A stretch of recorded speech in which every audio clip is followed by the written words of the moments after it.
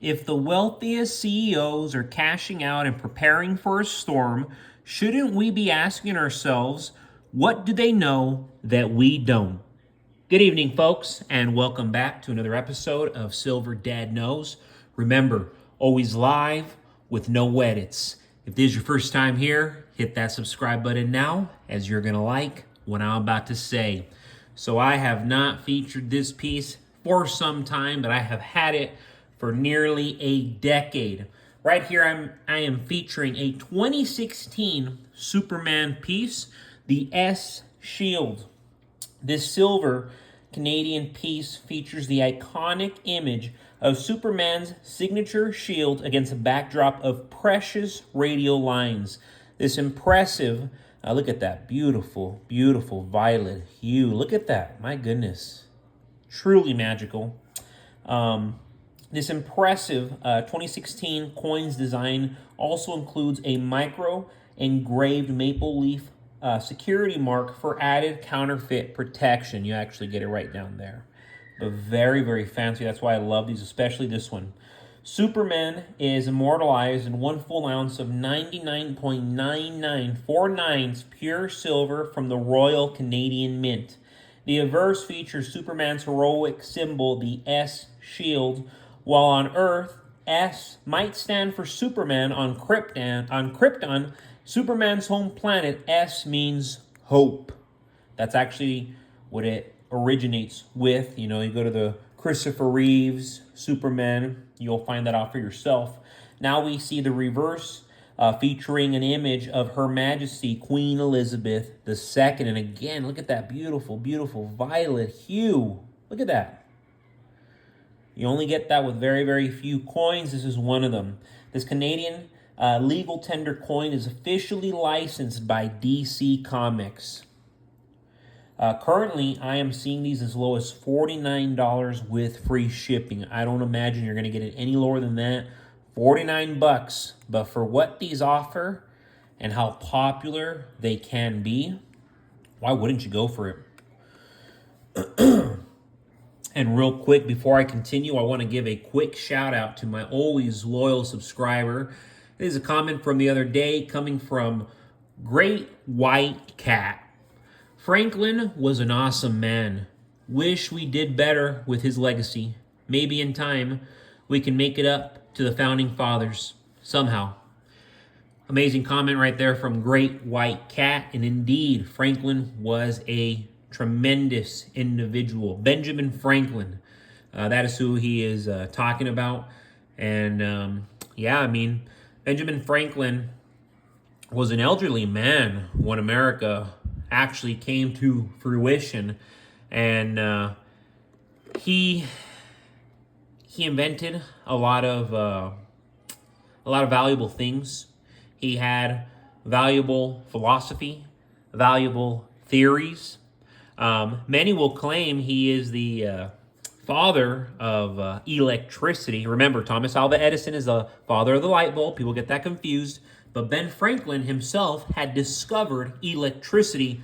So the tale goes. But no, just tremendous individual. And he would have made an extraordinary president. But again, he was already elderly when the country, was created. He was already like 80-something years old. And America had just come around. This is 1776, going back so long ago. Very, very special person. Look into Benjamin Franklin. He is just as relevant as George Washington, just as relevant as Abraham Lincoln. He is up there with, the most relevant people American history has to offer. But going back to more current news, the number of companies going bankrupt has doubled over the past 2 years, and we're seeing bankruptcies filings at their highest rate since 2020. That's not just a statistic, it's a legal signal that our economic foundation is shaking. When 25% of Americans can't afford to eat and 40% are behind on at least one bill, we need to pay attention. More than 20 million Americans are behind on their utility bills, and the balances are higher than ever. Add to the fact that over 20% of the population relies on some form of welfare or government assistance, and it's obvious that we're in the midst of a severe economic downturn. But it's not just individuals who are struggling. Big companies are bracing for impact too. The Amazons, Facebooks, and Apples of the world are preparing for a significant shift. They're cutting costs, stockpiling cash, and preparing for a storm that everyone seems to agree is coming. Even Warren Buffett is unloading tens of billions of dollars in stock, a move that signals he's preparing for rough waters ahead. Look at the retail sector. Big Lots is closing hundreds of stores, and CVS, Walgreens, and Dollar Tree are already shutting down locations. These companies have access to the best information, and their actions should serve as a wake-up call for all of us. If they're preparing for tough times, we should be too. As these corporations tighten their belts, they're also exploring ways to reduce costs through automation and outsourcing. Companies like Apple have mastered the art of minimizing their tax burdens by shifting profits to offshore tax havens, avoiding the heavy tax rates that smaller businesses can't escape. This is a game that only the big players can win, and it leaves small and medium-sized businesses, as well as the American workforce, vulnerable. When the stock market is volatile and the dollar's value is questionable, silver stands out as a reliable store of value.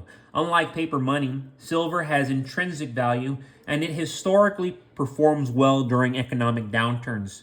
As companies and individuals brace for the worst, silver will provide a hedge against the risks that are becoming increasingly apparent. We're witnessing a global wealth transfer, and those who position themselves correctly will come out on top. With so many warning signs flashing, from skyrocketing bankruptcies to major corporations preparing for disaster, now is the time to think strategically. When the dust settles, those who took action early will be the ones who weather the storm and emerge stronger on the other side, I assure you. And yes, without further ado, 1971 Eisenhower. These are my gems. These are amongst my most desirable, most favored pieces. I always have buyers for these, strangely, even though they're 40% silver. In 1971, the U.S. Mint brought back a dollar-denominated coin for the first time since the Peace Dollar series ended in 1935. Its theme on the obverse was to celebrate the life of President General Dwight D. Eisenhower, nicknamed Ike. He was a five-star general in the U.S. Army, a U.S. politician, the 34th President of the United States, served as Supreme Commander of the Allied forces in Europe during World War II. In 1951, he became the first Supreme Commander of NATO, and more notably, as a fellow Texan, he was a Texan. Like I tell everybody, I am blessed to be an American, but by God's grace, I am a Texan. You cannot beat our laws, you cannot beat our privileges. Then yes, you go to the reverse of these coins. The Apollo 11 moon landing is commemorated due to the significance of the year 1969, the same year of Eisenhower's death. These dollars were issued between 1971 and 1978 and struck at the Philadelphia, Denver, and San Francisco mints. In 1971, the Eisenhower dollar was only received as a special silver collectible and never released into circulation. This special silver version was struck at the San Francisco Mint in uncirculated and proof conditions.